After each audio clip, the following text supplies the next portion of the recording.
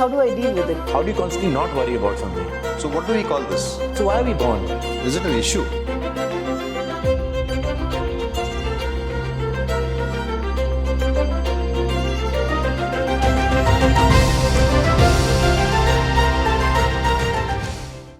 Putting yourself in somebody else's shoes is so tough.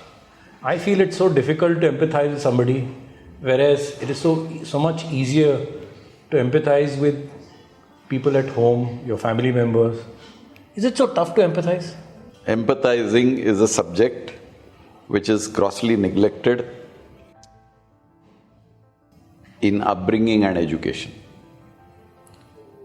And when I say upbringing and education, it doesn't have to be what you tell a child. It means how you behave, because your behavior is a more powerful tool for educating children than what you actively tell them. So today, if you see, and take some stray examples from our life, if there is an accident on the road, we will look out of curiosity, we will see the crowd gathering, and then we will walk away. There is no thought of me being useful in reducing the difficulty of the person who has succumbed to that accident. Somebody is dead in somebody's house. The solemnity is not there. Okay? Why? Because there is no movement here. The entire human movement is nowadays happening here. This is completely missing. So when the heart is missing in your actions, how do you expect empathy? Empathy is total heart. There is no scope for mind or brain in empathy.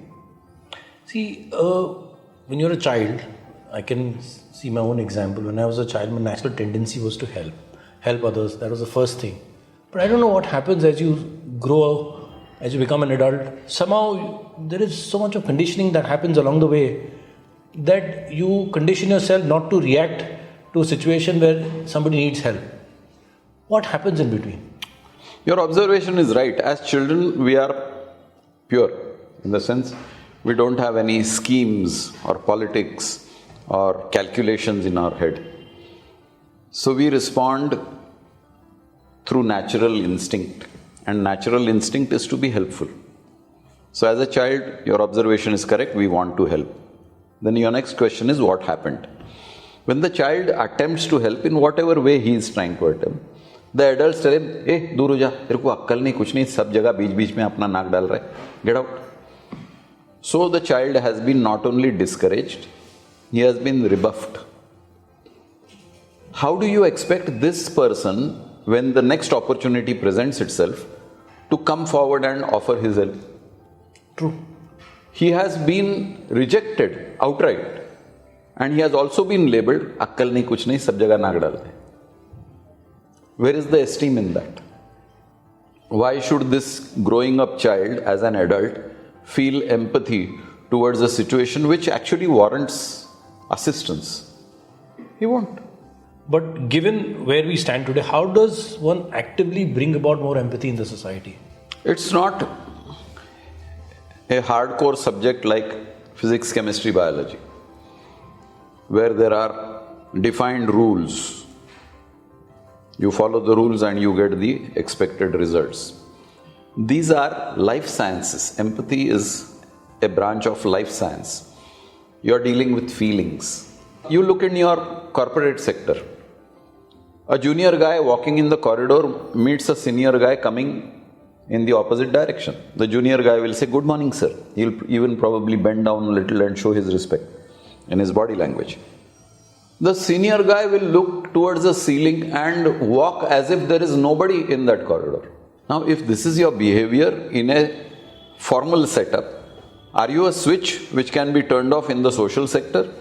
You will continue to behave in the same manner in the social sector. If a common man in the social sector who belongs to your community comes and greets you, you will nod at him. If a person who is of importance in the community and who can do some good for you, monetarily, opportunity-wise, and he hovers around, you will go to him and wish him, "Good morning, sir, how are you, sir?" Same human being, one fellow is wishing you, you are completely ignoring. because you don't derive any benefit out of that individual. And there is another human being, and you will go out of the way and say, good morning, sir. Where does empathy come in this? There is no heart, there is only brain, there is only calculation happening. यहाँ से मुझे कुछ फायदा नहीं है, इसको wish करके मेरे को कुछ मिलने वाला नहीं है. यहाँ पे फायदा होने की गुंजाइश है. Let me go and wish this person. So does it mean that either you have empathy or you don't have empathy? It is not a tangible subject that you have it or you don't have it. It is a conditioning of the mind. As a fresh-born human being, you were given all these good virtues. But because of the surrounding society around you, you were reconditioned into what the society practices today. There was a time when the society would look down upon lies, and we were actively told during our school days that telling a lie is a sin. There were active statements which were made regularly in the class, different classes, different teachers, different subjects, but there was some morality angle which was introduced by every teacher. Today, lies is for convenience. If it helps me get my goal, it's okay, I'm justified in telling a lie. True. Yeah, there will be advocates of lies. True. So, but it is the point which I'm also trying to make is the very fact that the person has that feeling, which means he's aware of the fact that this is the right thing to do. The difference is he does not act. Sure. So the very fact that the feeling exists and I'm not acting, so one can consciously try and act upon it. Let's take the example of the oil lamps that you light during Diwali time. Yeah? Yes. Go back to your childhood. They were ordinary mud lamps. And you could see them as mud lamps. All that you needed was a cotton wick and some kind of oil to light the lamp. And then you would have so many lamps decorating your veranda during Diwali. Today you see the mud lamps are painted with acrylic paint, lovely patterns, attractive looking. You don't see the mud. If you are looking at a lamp from far, you won't know whether it's a mud lamp or a metal lamp or a synthetic material molded into a lamp. Why? Because the mud has been hidden by the outer covering. So the empathy is the mud lamp inside you. It has been covered by attractive paints and designs of the society which believes in certain things as of today. So how do you go back to the mud and discover the original mud lamp? The original mud lamp. Yeah. You have to avoid your temptation and attraction towards the bright paints. Today you have been conditioned to be attracted, and that attraction drives you. Or distraction. You call it distraction, it is basically attraction. You are distracted from your original mud lamp, but basically you are attracted more to the colors and the patterns, and that has distracted you. So essentially it is your attraction that is your downfall.